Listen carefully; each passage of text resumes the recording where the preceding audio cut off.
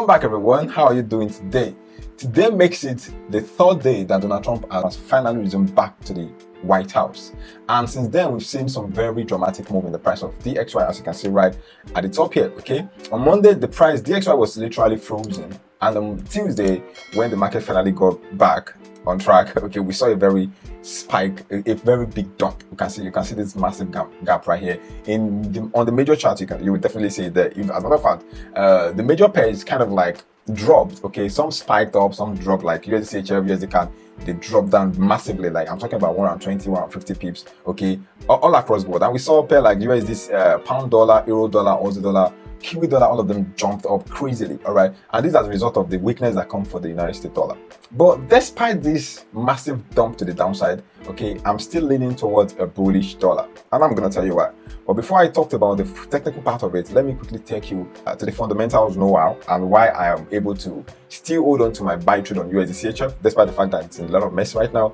And I'm just going to give you the market overview of what I'm looking at economically. So right here, what we have here is the US economic heat map. When we have a robust GDP growth, you can see the actual is literally higher than the previous by 0.3%. And when you have a higher GDP growth, you know that we have a robust economy. And then we have the manufacturing PMI and services PMI also getting robust. Okay, the difference between the forecast and the difference is actually very big, indicating an expansion in the manufacturing sector and the service sector in the United States. However, we have a little bit of drop in the retail sales month-on-month, which is not very cool.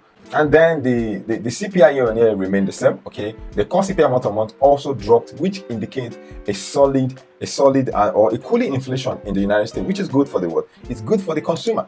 All right, and the PPI year on year also got reduced. That means the producer will have to purchase their raw material cheaper, and they can make the product. Probably they're going to sell it cheaper as well, you know, if they have the fear of God in their heart anyways. All right, but that is what the market is meant to believe. So when there is lower inflation on the PPI side, on the producer side, they're definitely or probably expected to also produce a product at a cheaper rate, literally. All right, so we have the core PCE also got reduced. Okay, so the inflationary part of the United States, we have the CPI, we have the core CPI, we have the CPI year on year, we have the PPI, we have the core PCE. All of them got reduced. We have a cooling inflation in the United States, which is very, very solid.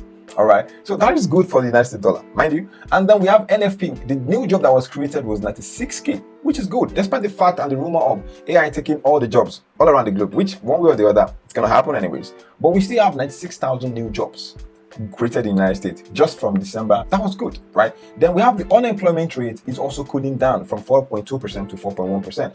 That is superb, right? So all of this thing is painting a very solid picture that dollar is regaining